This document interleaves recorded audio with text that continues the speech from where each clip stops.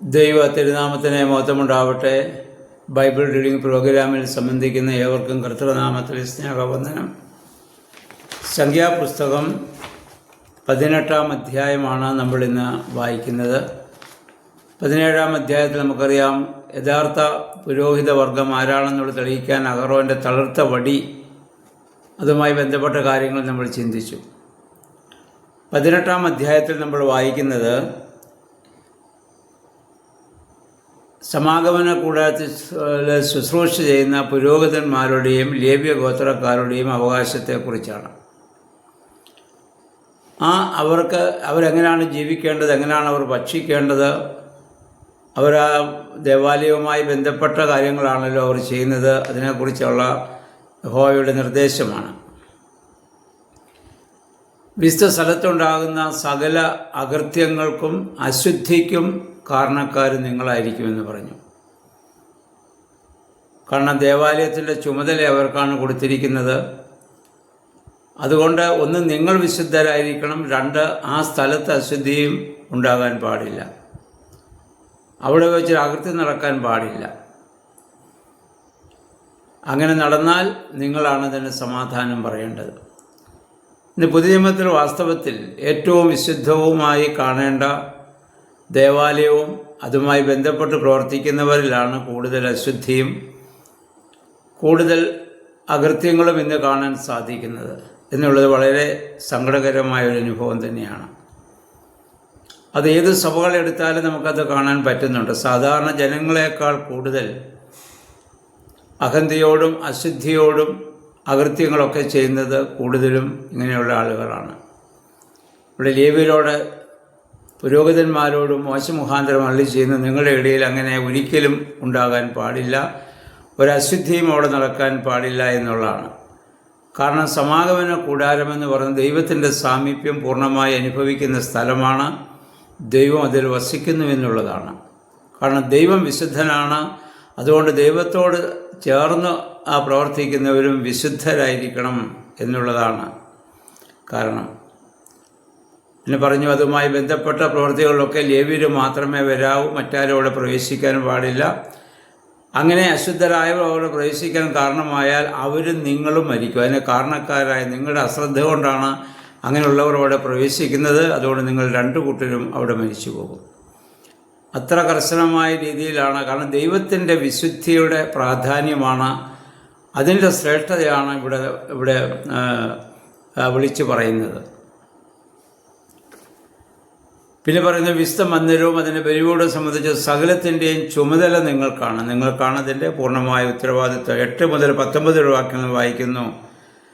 നിങ്ങൾക്ക് ഭക്ഷിക്കാൻ ദൈവസ്ഥാനത്തിൽ വിശ്വാസികൾ സമർപ്പിക്കുന്ന കാഴ്ച വസ്തുക്കൾ സമർപ്പണത്തിന് ശേഷം നിങ്ങൾക്ക് ഭക്ഷിക്കാം. അതാണ് നിങ്ങളുടെ ഭക്ഷണം. കാരണം അത് ദൈവത്തിന് സമർപ്പിച്ചു കഴിഞ്ഞാൽ പിന്നെ ദൈവത്തിന് നൽകുന്നത് പോലെ തന്നെയാണ് അത് പുരോഹിതന് നൽകുക എന്നുള്ളത്. അത് ഭക്ഷിക്കാനുള്ള അവകാശം ആദ്യമേ അത് നിങ്ങൾക്കാണ്. അത് വിശുദ്ധമായി കരുതി തന്നെ നിങ്ങൾ ഭക്ഷിക്കണം. വെറും ഒരു ഭക്ഷണമായിട്ട് തന്നെ ഭക്ഷിക്കാൻ പാടില്ല. അത് ദൈവത്തിന് സമർപ്പിച്ച അതിവിശുദ്ധമായ ഭക്ഷണമാണെന്നുള്ള ബോധ്യത്തോടും വിശ്വാസത്തോടും കൂടി അത് ഭക്ഷിക്കാൻ നിങ്ങൾക്ക് സാധിക്കണം. പിന്നെ പറയുന്നത്, നിങ്ങളിൽ വിശുദ്ധരായവർ അത് ഭക്ഷിക്കാവൂ. നിങ്ങളിൽ ആർക്കെങ്കിലും അശുദ്ധി ഉണ്ടെങ്കിൽ ഒരു കാരണവശാലും അശുദ്ധി നിങ്ങളിൽ നിലനിൽക്കുമ്പോൾ നിങ്ങളത് ഭക്ഷിക്കാൻ പാടില്ല എന്നുള്ളതാണ്. പുതിയ നിയമത്തിൽ നമുക്കറിയാം ഇത് വിശുദ്ധ കുർബാനയാണ്. വിശുദ്ധ കുർബാന നമ്മൾ വളരെ വിശുദ്ധിയോടും ശാരീരികവും മാനസികവും ആത്മീയമായ 3 വിശുദ്ധിയോടുകൂടിയാണ് നമ്മൾ ഭക്ഷിക്കുന്നത്. അയോഗ്യമായി അത് ഭക്ഷിച്ചാൽ നമ്മൾ ശിക്ഷിക്കപ്പെടുമെന്ന് 1 കൊരിന്ത്യർ 11:27 മുതലുള്ള വാക്യങ്ങളിൽ പൗലോസിക വളരെ വ്യക്തമായി പറയുന്നുണ്ട്. ഓരോരുത്തരും തന്നെത്താൻ ശോധന ചെയ്തിട്ട് വേണം കർത്താവിൻ്റെ ശരീരവും രക്തവും ഭക്ഷിക്കുവാൻ. അത് നിമിത്തം നിങ്ങൾ കുറ്റക്കാരാവരുത്. അയോഗ്യമായി ഇത് ഭക്ഷിക്കുന്ന മുഖാന്തരം നിങ്ങളിൽ പലരും രോഗികളാവുകയും ചിലർ മരിക്കുകയും ചെയ്യും. ജീവൻ നിലനിർത്താനും രോഗസൗഖ്യത്തിനുമുള്ളത് അശുദ്ധമായും അയോഗ്യമായും ഭക്ഷിച്ചാൽ വിപരീത ഫലം ലഭിക്കുമെന്നർത്ഥം. അപ്പോൾ ആ രീതിയിൽ ഇവിടെ പഴയ നിയമത്തിലും യഹോവയായ ദൈവം വളരെ കർശനമായ നിയമങ്ങൾ അതുമായി ബന്ധപ്പെട്ട് അവർക്കവിടെ ഇത് നൽകുകയാണ്. 20-ാം വാക്യത്തിൽ നമ്മൾ വായിക്കുന്നു, നിങ്ങൾക്ക് അവകാശം ഭൂമിയില്ല, നിങ്ങളുടെ അവകാശം ഞാനാണ്, യഹോവയായ ദൈവമാണ്. ലേവ്യരുടെ ആ ഗോത്രത്തിൻ്റെ മുഴുവൻ അവകാശം യഹോവയായ ദൈവമാണ്. ഇനി ഇസ്രായേൽ ജനം കനാനിൽ സ്ഥിരതാമസമാകുമ്പോൾ നമുക്കറിയാം, ദേശം 12 ഗോത്രക്കാരാണെങ്കിലും അത് 11 അത് ഭാഗിക്കുന്നത്. ലേവ്യർക്ക് അവിടെ അവകാശമില്ല. അവർക്കുള്ള അവകാശം ദേവാലയവുമായി ബന്ധപ്പെട്ടത് മാത്രമാണ്. അപ്പം അതുകൊണ്ട് നിങ്ങളുടെ അവകാശം ഞാനാണ്.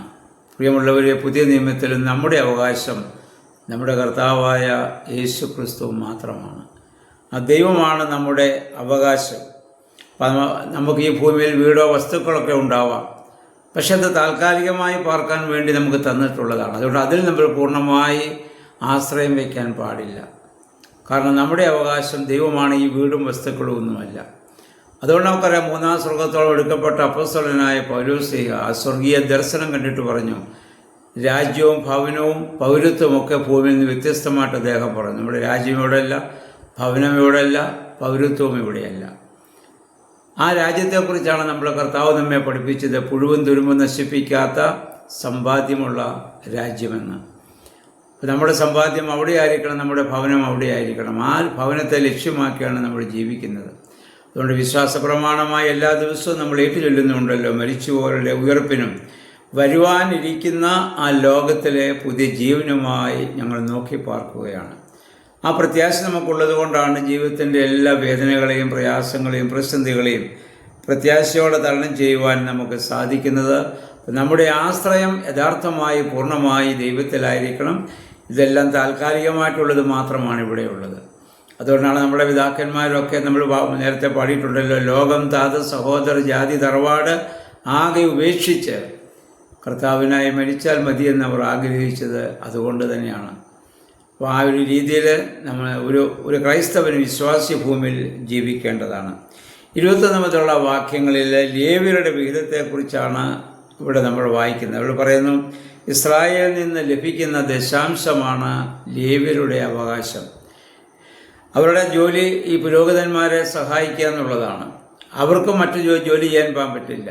അപ്പോൾ ആളുകൾ കൊടുക്കുന്ന, അല്ലെങ്കിൽ അവർക്ക് ലഭിക്കുന്ന, ഇസ്രായേൽ ജനം കൊടുക്കുന്ന അതിൻ്റെ ദശാംശം കൊണ്ട് വേണം അവരവിടെ ലേവ്യ ഗോത്രം മുഴുവൻ അവിടെ ജീവിക്കുവാൻ.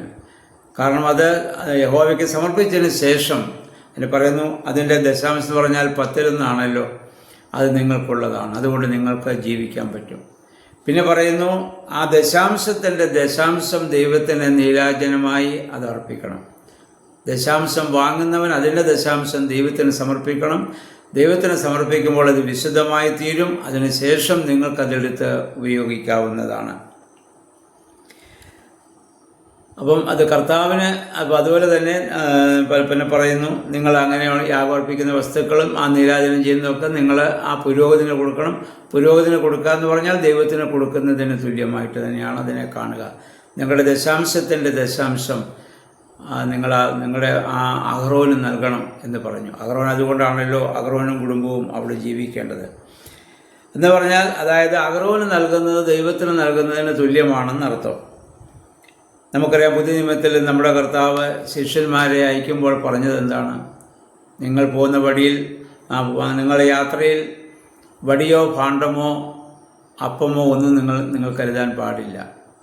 നിങ്ങൾ ഏതെങ്കിലും ഭവനത്തിൽ ചെന്നാൽ അവിടെ പാർക്കുവിൻ, നിങ്ങളുടെ സമാധാനം അവർക്ക് നൽകുവിൻ, അവിടുന്ന് നിങ്ങൾ ഭക്ഷിക്കുവിൻ. അവർ നിങ്ങളെ കൈക്കൊള്ളുന്നെങ്കിൽ നിങ്ങളുടെ സമാധാനം അവിടെ. അവർ നിങ്ങളെ കൈക്കൊള്ളുന്നില്ലെങ്കിൽ അവിടെ വിട്ട് മറ്റൊരു ഭവനത്തിലേക്കോ മറ്റൊരു ദേശത്തേക്കോ നിങ്ങൾ പോകുവിൻ. അവിടെ ബലം പ്രയോഗിച്ച് അവരുമായിട്ട് വഴക്കടിച്ച് അവിടെ താമസിക്കാനോ നിൽക്കാനോ ഒന്നും അവിടെ ഇത് പറയുന്നില്ല. നിങ്ങളെ അവർ സ്വീകരിക്കുന്നെങ്കിൽ അവർ നൽകുന്നത് നിങ്ങൾ ഭക്ഷിക്കണം. ഏത് സാഹചര്യത്തിൽ ചെല്ലുന്നോ ആ സാഹചര്യവുമായി ബന്ധപ്പെട്ട് ആ സാഹചര്യത്തോട് നമ്മൾ താദാത്മ്യം പ്രാപിച്ച് അതിനോട് നമ്മൾ സഹകരിക്കുക എന്നുള്ളതാണ്. അല്ലാതെ എനിക്കിവിടെ ഇത് കുറഞ്ഞു പോയെന്നോ അല്ലെങ്കിൽ എനിക്ക് ജീവിക്കാനുള്ളത് ഇല്ലെന്നോ പറഞ്ഞ് നമ്മളതിൽ പരാതിപ്പെടാൻ പാടില്ല. ദൈവം നമുക്ക് വേണ്ടി കരുതുന്നവനാണ്. ദൈവമാണ് നമ്മുടെ അവകാശം. ചുരുക്കത്തിൽ ഇതിൻ്റെ 20-ാം വാക്യം എപ്പോഴും നമ്മൾ ഓർക്കേണ്ടതാണ്. ഇസ്രായേൽ ജനത്തോടെ അല്ലെങ്കിൽ ആ അഹ്റോനോടും ലേവ്യരോടും യഹോവയായ ദൈവം പറയുന്നു, നിങ്ങൾക്ക് ഭൂമിയിൽ അവകാശമില്ല, നിങ്ങളുടെ അവകാശം ഞാനാണ്.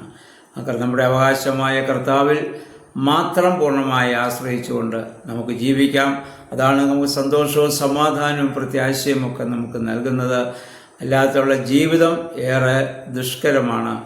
ദൈവത്തിൽ പൂർണ്ണമായി ആശ്രയിച്ച് ജീവിപ്പാൻ, നമ്മുടെ അവകാശമായ കർത്താവിനെ പ്രാപിക്കുവാൻ പരിശുദ്ധാത്മാവിൽ നമുക്ക് നമ്മെ തന്നെ പൂർണ്ണമായി സമർപ്പിക്കാം. ദൈവം അതിന് നമ്മെ സഹായിക്കുമാറാകട്ടെ.